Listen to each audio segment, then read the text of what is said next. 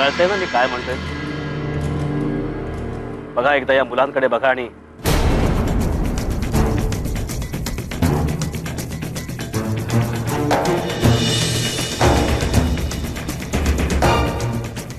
मी सांगतोय त्याप्रमाणे स्टेटमेंट द्या. हे बघा मॅडम, नीट विचार करा. मी तुम्हाला पुन्हा भेटेन. येतो. चला चला बाळा, तुम्हाला भूक लागली ना, मी तुम्हाला खायला देतो.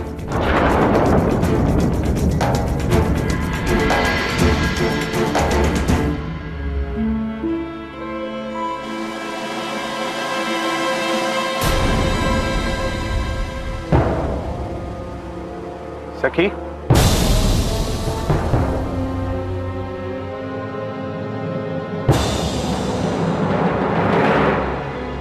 काय झालं? माझी जरा तब्येत बरी नाहीये. आपण घरी जाऊया का? ठीक आहे.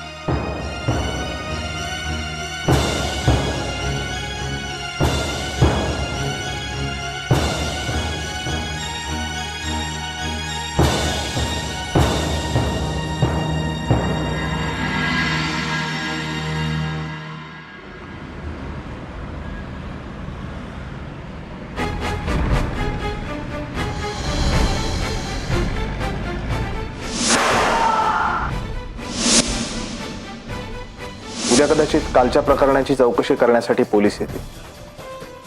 त्यांना काहीही माहिती नाही असंच सांगायचं. त्या दिवशी हिरमनाथांनी त्या माणसाचा खून केला. खून म्हणजे काय कळतं तुम्हाला?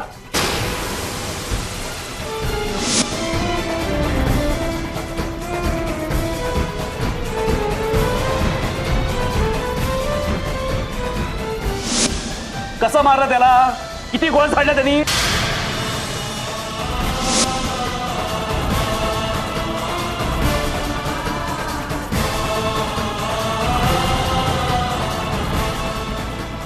कसा खून केला बोला मॅडम.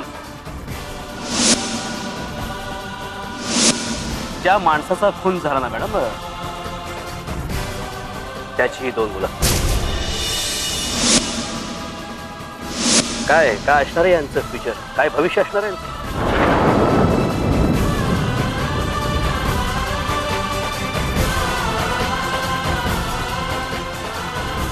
आणि त्यांच्या त्या परिस्थितीला हेरंबा इतक्याच तुम्ही सुद्धा जबाबदार असाल मॅडम.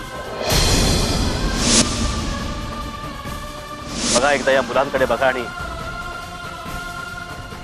मी सांगतोय त्याप्रमाणे स्टेटमेंट द्या.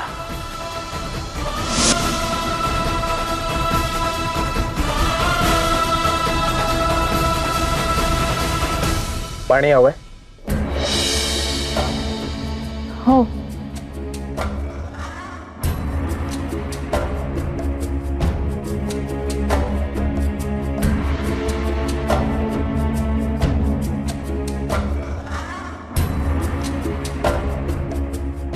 बरं वाटतंय की अजून काही हवंय?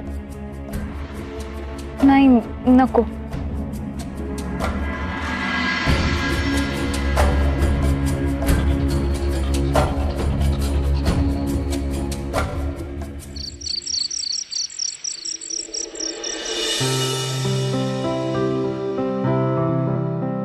काय ग जया, काय करत बसलीस तू? यांच्या शर्टाला बटणं लावते. तेवढाच फावल्या वेळेतला एक उद्योग. जया, अगं ही सगळी कामं करण्यासाठी आपल्याकडे कित्येक नोकर आहेत. हो आहेत ना, पण खरं सांगू, मलाच आवडतात ही कामं करायला. स्वतःच्या नवऱ्यासाठी, घरासाठी काहीतरी केल्याचं समाधान मिळतं. खरंच आता सखीचंच बघ ना, 2 दिवस नाही झाले तिचं लग्न होऊन, पण किती पटकन रुळली ना आपल्या घरात ती. खरंच ग्रेट आहे हा ती.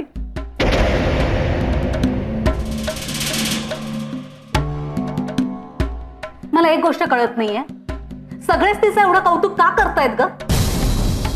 एवढं काय स्पेशल केलंय तिनं? एक साधी पोलीस इन्क्वायरी तर होती. ती फक्त त्यात काही बोलली नाही तर एवढं काय कौतुक करायचंय तिचं? अगं नाही, खरंच तो सामंत का कोण खूप मागे लागला होता सखीच्या बोलण्यासाठी, पण तिने तोंडातून एक शब्द सुद्धा काढला नाही.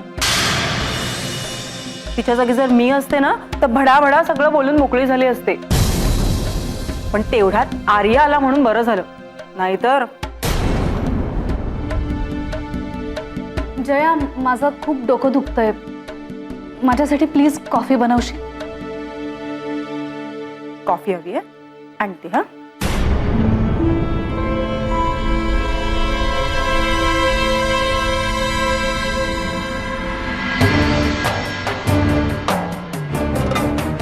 आर्या, एवढ्या लवकर कसे काय आलात तुम्ही? सखीला जरा बरं वाटत नव्हतं म्हणून आम्ही लवकर आलो.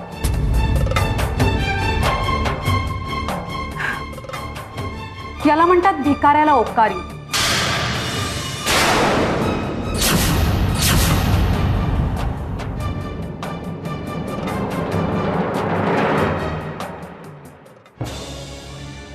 काय ग, काय झालं तुला? काही नाही, जरा डोकं दुखतंय. तू एक काम कर, तुझ्या रूम मध्ये जाऊन आराम कर. मी बाम घेऊन येते तुझ्यासाठी.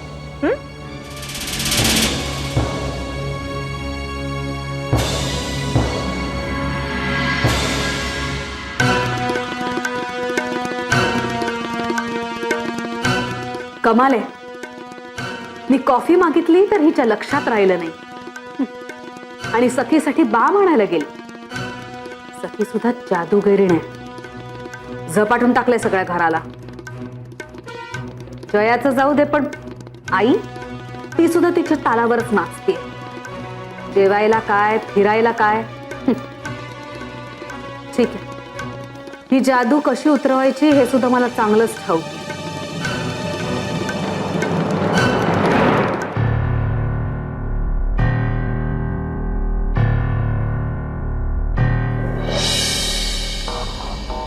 नमस्कार. नमस्कार. ठेव रे.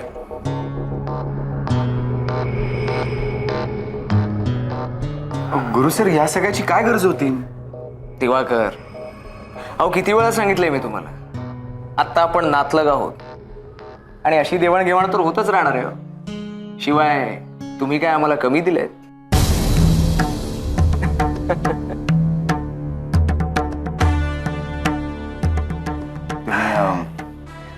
तुम्ही बसा ना, काही थंड वगैरे. नाही, अजिबात नको. दिवाकर, आर्य आणि सखी आज बाहेर फिरायला गेले होते. होत आहे, हळूहळू सगळं लाईनीवर येते. अगदी तुमच्या मनासारखंच.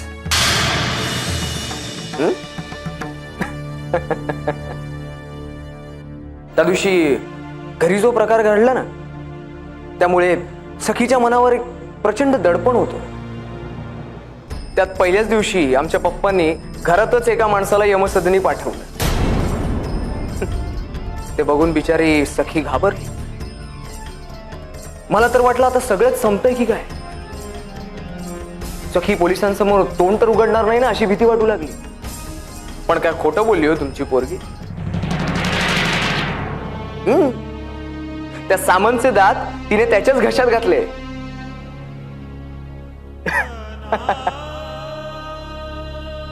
तुम्ही उगाचच म्हणत होता साधी साधी. तिला अगदी डोक्यावरच चढवलं होतं. पण पक्की मुरलेली आहे तुमची सगळी.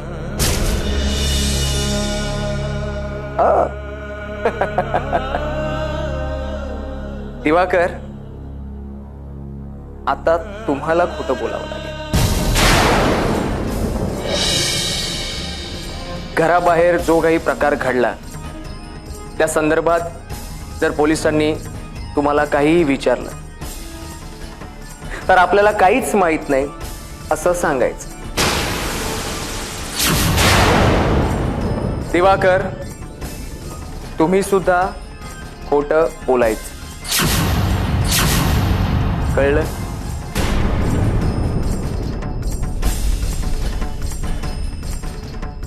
हा सगळा आळ तुम्ही स्वतःच्या अंगावर का नाही घेत?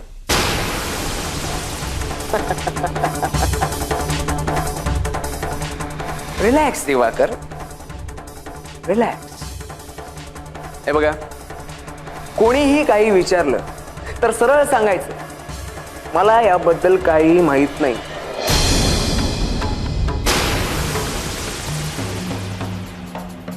सांगाल ना?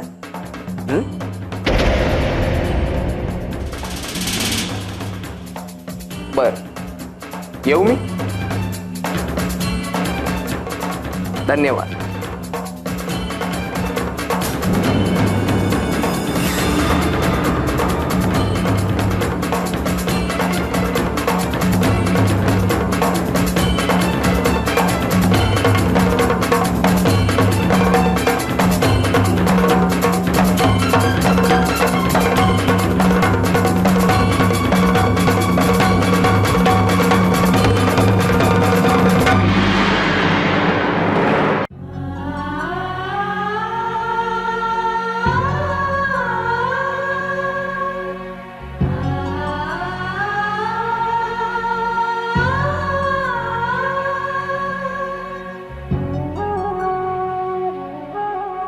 सखीताई,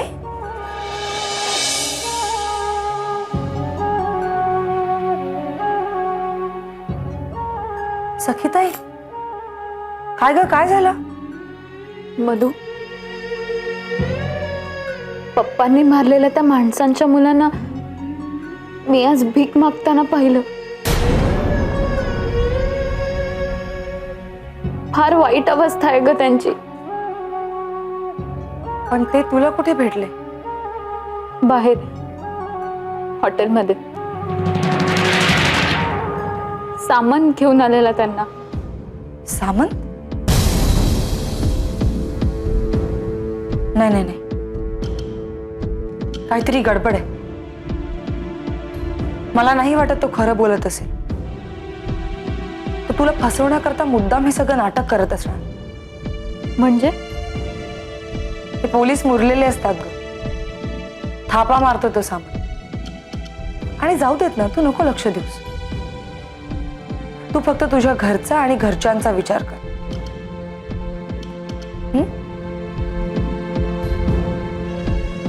तू नको जास्त विचार करूस. झोप शांतपणे. ये.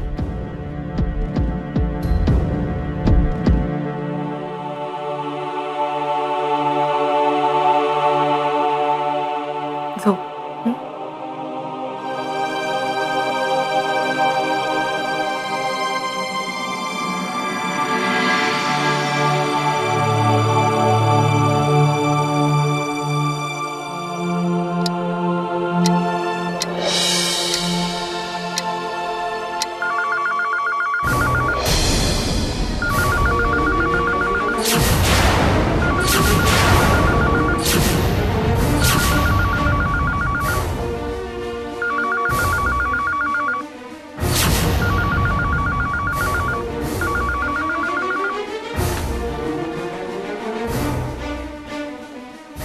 हॅलो.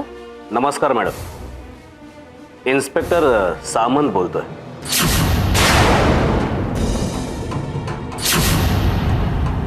मला माहित होतं आत्ता यावेळी तुम्ही घरी एकट्याच असणार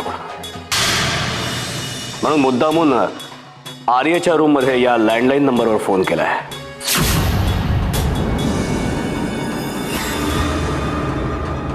आणि हा नंबर सहजासहजी कोणाला मिळू शकत नाही, नाही का? यावरून तुम्हाला माझी पोहोच किती आहे हे चांगलंच कळलं असेल. बरं, ते जाऊ देत. तुम्ही स्टेटमेंट देण्याबद्दल काय विचार केलाय? नाही, मी कोणतंही स्टेटमेंट देणार नाही. बघा मॅडम, पुन्हा एकदा विचार करा. त्या 2 गरीब मुलांचा, त्यांच्या विधवा आईचा. नाही, माझा तुमच्या कोणत्याही बोलण्यावर विश्वास नाही. हे बघा मॅडम, ठीक आहे मॅडम, पण मॅडम मला तुम्हाला एकदा भेटायचं आहे. हे बघा त्यानंतर मी तुम्हाला कधीही त्रास देणार नाही. हे बघा मॅडम, त्या वाहतात झालेल्या घरासाठी, त्या घरातल्या 2 लहान मुलांसाठी तरी तुम्हाला यावंच लागेल. किमान इतकं तरी तुम्ही त्यांच्यासाठी करू शकता. मॅडम, उद्या सकाळी 7 वाजता तुमच्या घराजवळच्या स्वामींच्या मठात मी तुमची वाट पाहतोय. नाही, मी नाही येणार. तरीही मी तुमची वाट पाहिजे.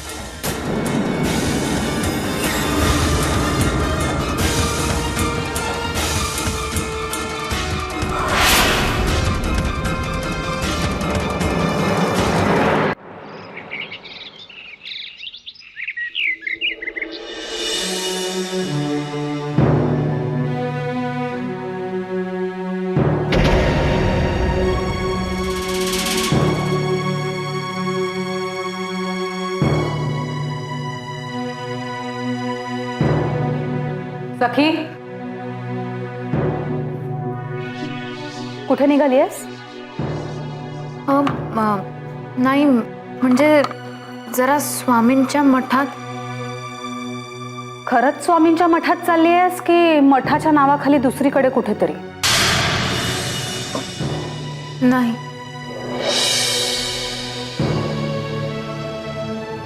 सखी,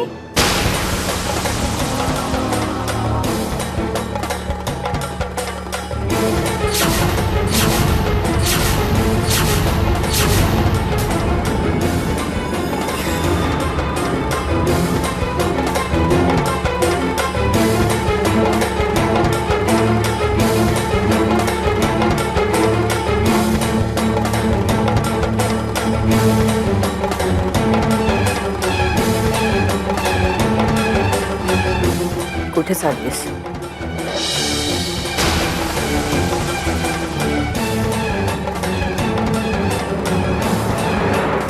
कुठे चालली आहेस? बाईसाहेब निघाल्यात एकट्याच मठात.